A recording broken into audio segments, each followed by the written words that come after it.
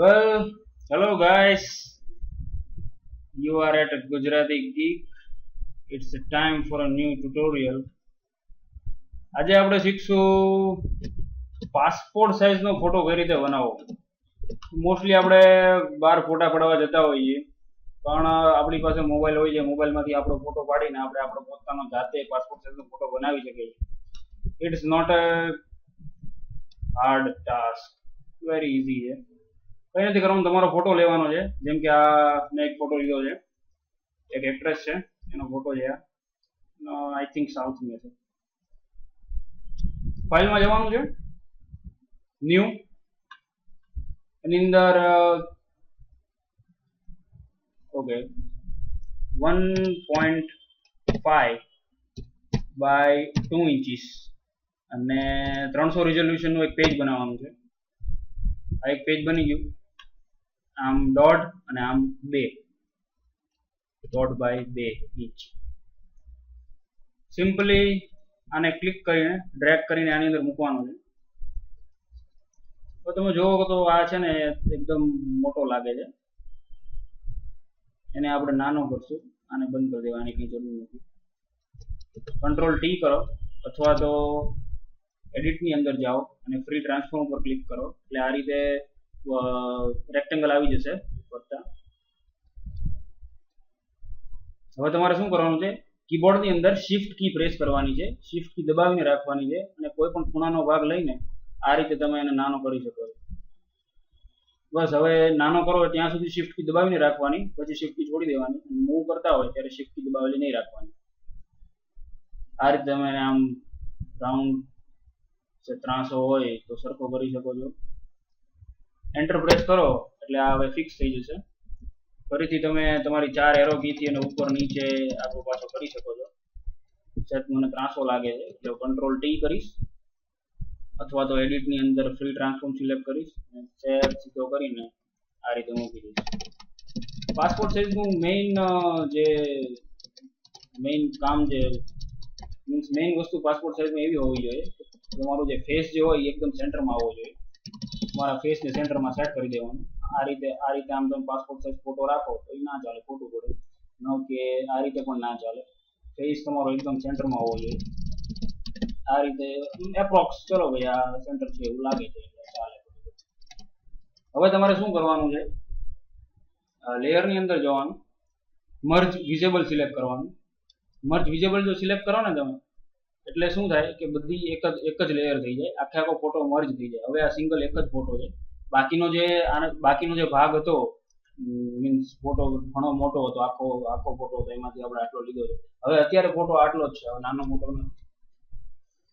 બાકીનો ભાગ જે છે એ કટ થઈ જાય છે. ફોટો અત્યારે 1.5 બાય 2 ઇંચનો થઈ ગયો છે. તો હવે આપણે ફરતી બોર્ડર કરવી પડશે. એની માટે કંટ્રોલ એક દબાવશું આપણે, અથવા તો તમે સિલેક્ટની અંદર જઈને સિલેક્ટ ઓલ પણ કરી શકો છો, બંને એક જ થાય.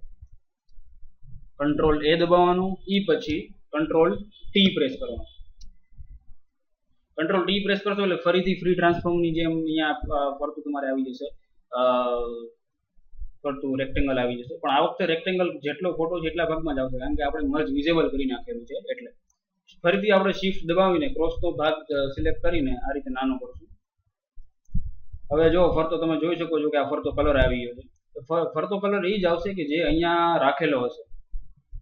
અત્યારે મેં આ બદામી ટાઈપનો કલર રાખેલો છે તો એ આવેલો છે. ચલો મારે બદામી નથી જોતો એટલે હું એસ્કેપ દબાવીને કેન્સલ કરી નાખીશ અને સિલેક્શન ભલે રહ્યું એમને, અહીંયાથી આપણે એને વ્હાઇટ કરી દઈશું. આ ક્લિક કરો એટલે કોઈ પણ કલર હોય ચેન્જ થઈને બ્લેક એન્ડ વ્હાઇટ થઈ જાય મેઇન કલર. અહીંયા ક્લિક કરી ઓકે. તો હવે ફરીથી કંટ્રોલ ટી અને ફરતી વ્હાઇટ બોર્ડર, અથવા તો તમારે જે કલર રાખવો હોય એ કલરની તમે બોર્ડર રાખી શકો છો. અને તમારી 4 એરો કીથી ઉપર નીચે કરીને એકદમ સેન્ટરમાં લઈ લેવાનું એટલે આ બોર્ડર આવી જાય.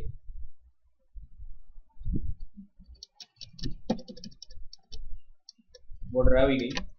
બસ હવે કંટ્રોલ ડી સિલેક્ટ કરવા માટે સિલેક્ટની અંદર જઈને ડી સિલેક્ટ કરવાનું અથવા તો કંટ્રોલ ડી દબાવવાનું એટલે આ ડી સિલેક્ટ થઈ ગયું. તમારો ફોટો હવે રેડી છે એકદમ, પાસપોર્ટ સાઇઝનો ફોટો.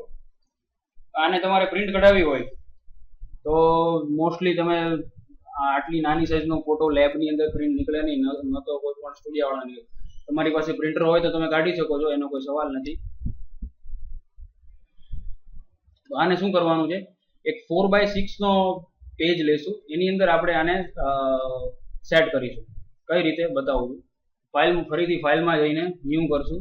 ન્યૂની અંદર આપણે ફોટોની અંદર 4x6 અને 300 રિઝોલ્યુશન.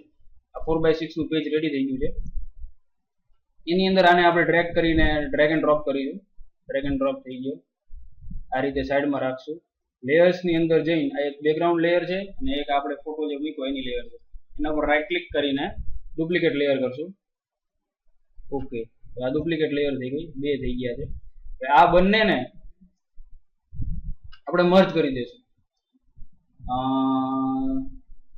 લેયરની અંદર મર્જ ડાઉન અથવા કંટ્રોલ E.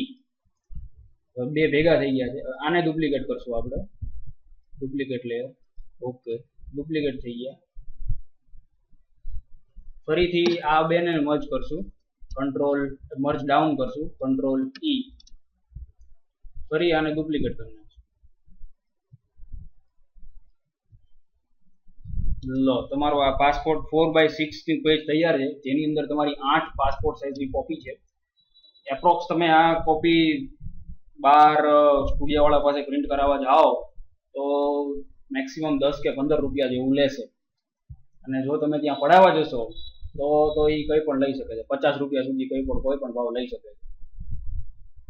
પોતાનો ફોટો જાતે બનાવવાનો અને પ્રિન્ટ કાઢવાનો એક આનંદ જે છે એ અલગ જ હોય છે. અને ઘણી વાર એવું હોય કે કોઈનું એડિટિંગ આપણને ગમતું ન હોય, કે ભાઈ મારા વાળ કેમ આમ આવ્યા, કે મારા ગાલ કેમ આમ આવ્યા. સ્ટુડિયામાં ઘણી વાર એવું થતું હોય છે, મને અનુભવ છે. તો એ પણ સોલ્વ કરી શકાય છે કે ભાઈ તમે પોતે જ બનાવેલું છે એટલે તો આમ કેમ આવ્યું ને આમ કેમ આવ્યું એનો કોઈ સવાલ નથી આવતો. ઓકે, તો આ તો પાસપોર્ટ સાઇઝનો ફોટો કઈ રીતે બનાવવાનો વિડીયો. ઓછામાં ઓછા ટૂલનો આમાં યુઝ કરેલો છે, અને જે ટૂલનો યુઝ કરેલો છે એ પહેલા આપણે ડિસ્કસ કરી લીધેલા છે. એની માટે તમે મારા જૂના વિડીયો ચેક કરી શકો છો. અને તમને કંઈ પણ ન સમજાય તો તમે નીચે કોમેન્ટ કરી શકો છો. આ વિડીયો અને મારી વિડીયો બનાવવાની એફર્ટ તમને ગમે તો તમે એને વિડીયોને લાઈક પણ કરી શકો છો.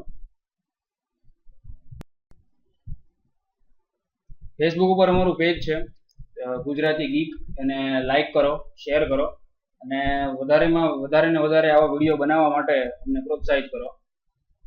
Thank you.